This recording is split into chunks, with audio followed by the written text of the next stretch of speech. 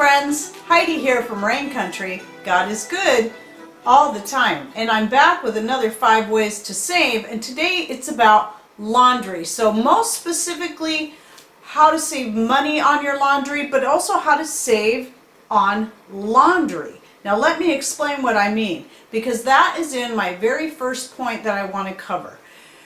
We need to get out of the idea that every time we wear an article of clothing, it must go immediately into the wash. Most of the time, this is not necessary. Obviously, if you're out doing very dirty type chores, I know a lot of times for me, especially in the spring, when I'm gardening, it's still very wet and muddy outside, and my skirts will get mud all over them, and that's just the way it is. And so sometimes I only get one wearing out of them when I'm doing that kind of stuff. But most of the time, like with my skirts or my flannels, even my t-shirts, I will wear them 2, 3, sometimes even 4 days, just depending on what I'm doing, how much dirty work I'm doing, and that's just around the house stuff, before I throw it in the wash. It's the same idea with showering. We don't need to shower every single day, and we don't need to wash our clothes every single day. Obviously, there's certain articles of clothing we like to wash daily, after one wearing. That would be like our socks and our underwear and things like that. But when it comes to the rest of your clothes, a lot of times it's just not necessary. By not throwing your clothes into the wash after only wearing for a couple hours or a day, fold them up, put them away, or lay it out for the next day, and you will not only save on the amount of laundry you have to do, you're saving money on having to wash that stuff, and you're saving your clothes as well, because the more you wash them, the more wear and tear you're putting on your clothes, and so they're going to wear out even faster. Now the second thing is how you wash your clothes. Now you could have a nice off-grid laundry setup like this, and that's going to save money on power for sure, because you're using the power of the arms to do the laundry. And this is a really great setup. I actually have a video showing this whole setup. Mr. Rain has a couple of videos out on how he built this, how he set up the tubs, how he built the rack. He actually built this rack. I can't remember the year on the Ringer, 1925 or something, but I did a video on this, a couple years ago when we got it. And same thing with the agitator. This is a really great setup for us, and this is one way that you can save. But if you don't have the time or the ability to do your laundry this way, then if you're looking into an electric washing machine, make sure, which I'm going to guess that nowadays most of the brand new ones you buy are going to be more of the high efficiency type washers that use very little water and they have sensors that figure out how much laundry you have in there and only add water according to how much you have in there. And this is a really great way. Now we've been using the same washing machine for probably about 18 years. Patrick did, he's had to replace the seal in it a couple of times, the rubber boot or whatever you call it, and do a couple of the repairs on it, but it's held up for us, and it's a Maytag. I know he's got at least one repair video on the washing machine, so it's been a great one for us.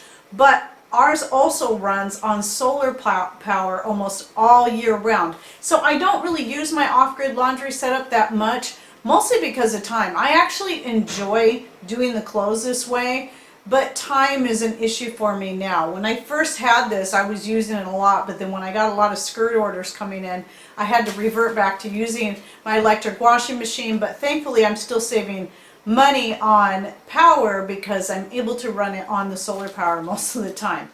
The one thing about the washing machine over the off-grid setup is I'm pretty sure I probably use more water doing it this way than what is used in the washing machine itself. So it kind of, as far as that goes, even if I have to run my, on those rare occasions that I have to run my electric machine on our public power, I think it really balances out because I'm using a lot less water with that. So you just got to look at your needs, what you can do.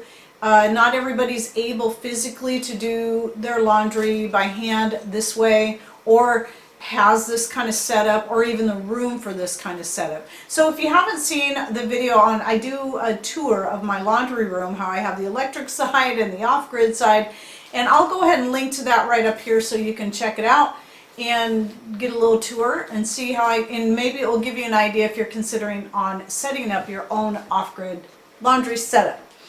Now, obviously, that's going to lead to the third point, and this is something that no matter how you wash your clothes, I think most people can find a way to pull this off, and that is how to dry your clothes without the use of an electric dryer.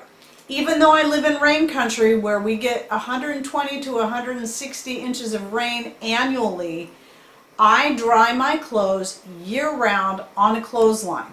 Obviously, in those few sunny months that we get, they get dried outside. But the rest of the year, they get dried inside on I have 2 indoor clotheslines that are hung up right in front of our fireplace, our wood stove, and that's where they get dried most of the time. I'll go ahead and put a couple of pictures right here. Hopefully you can see by these pictures how my clotheslines are set up. So we've had those clotheslines up for probably about 23 years at least. I know at least 23 years because my youngest son, I know, was a baby when I was hanging up clothes on the line inside the house. And we started off with one, and then I had Patrick put me in a second one because when there was 4 of us and I had baby clothes and diapers, because I used cloth diapers and all this stuff to dry, I needed more line space in the house. So for some people, I know people that live in smaller places, maybe they don't have a way to hook up a clothesline from wall to wall. They do make folding racks where you can just, wooden racks. I don't know that they cost very much. I'll see if I can find something on Amazon to link below that you can at least check out. I'll see what I can find for a good price. And you can just set them out. You can use that to hang your clothes on. I think those will probably work fine if it's just 1 or 2 of you, but if you've got a whole family, having a couple of clotheslines is going to work better. Now, years ago, I had bought the books by Amy Decision, the Tightwad Gazette, and now they have it. I bought it when they were 3 separate books, and now they have it all in one book, and I'll go ahead and link to that below because there's so many great tightwad ideas in there. But anyway, she has in one of them, she talked about how she has, and she has an attic, and because it typically stays warmer up there, she hangs all her clothes up in there, which makes perfect sense. So that might be a good idea for you, because at least that way too, not only is it going to be warmer, the clothes are also going to be up and out of the way, and nobody has to see them. Like in our house, when they walk into our living room, we have laundry hanging in front of the wood stove. It's not very pretty, but it's how I do things to save money. Now, the other thing I want to talk about is what do you wash your clothes with? Now, I think most of the people following me already know about how to make your own laundry detergent, because I started the same way years ago. I can't remember even how many years ago it was, where you use the Fels naphtha soap, the washing soda, and borax mixed with water, and you made a liquid laundry soap. And I loved it. I made that for a long time. But the problem I had was with space. I hated trying to figure out where to store the big bucket of laundry soap, because I wanted to make the big bucket at a time. And so then I learned about the sauce, the laundry sauce, which looks a lot like mayonnaise.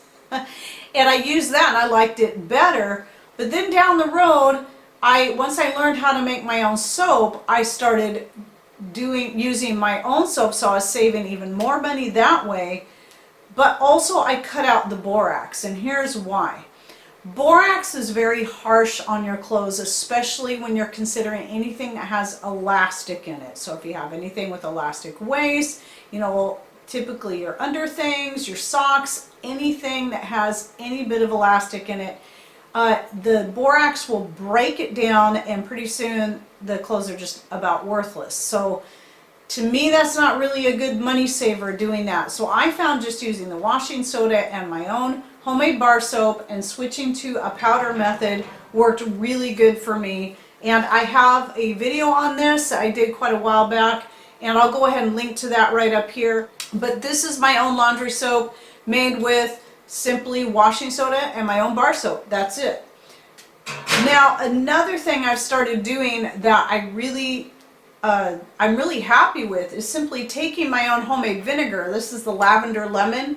And I've been doing laundry, I've been trying to do some laundry just with the vinegar, and I've been very happy with the results. It's worked really well. I've been experimenting with different ways to do it as well, with using a little bit of the soap and a little bit of the vinegar. Some people like to use the vinegar in the rinse water, which is what I do when I'm doing it by hand. I'll put the vinegar in the rinse bucket, the rinse tub, which is over here. This is the wash tub this side.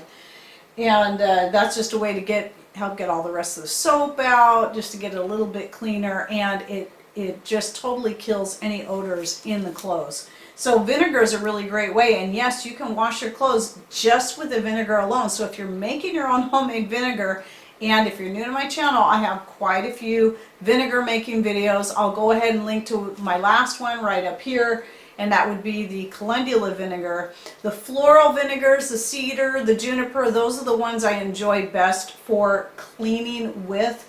And like the lavender lemon of course being a good option, just work really good. So you can do that and save even more money than you do making your own soap, and this is easier too.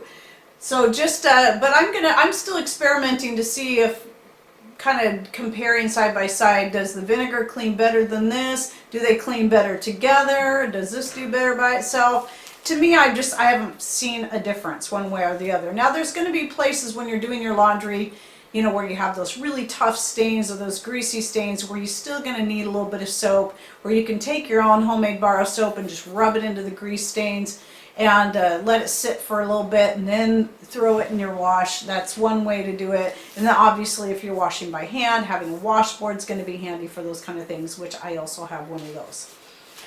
All right, now my fifth tip on saving money on laundry would be to nix the fabric softeners. Especially if you're hanging your clothes to dry, fabric softeners are absolutely not necessary.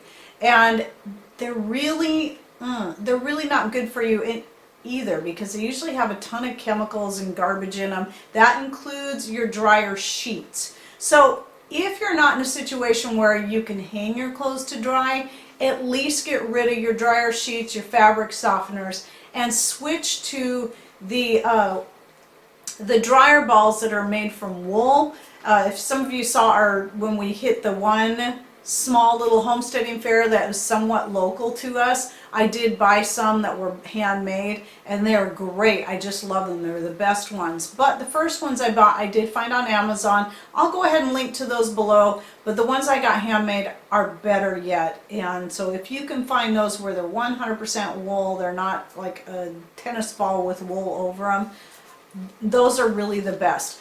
They're going to save not only on dryer sheets, they help cut down on static electricity, but they also help reduce the amount of drying time you need when running your electric dryer. Now, why would you say if I hang my clothes year round, do I need dryer balls? That is because there are these few rare times that I do need to run the dryer for just a little bit. And that is those in between times of the year where it's not cold enough to have a fire going, but it's too wet outside to hang the clothes outside, but too cool inside to hang them inside and have them be dry before some of them get kind of that stinky smell.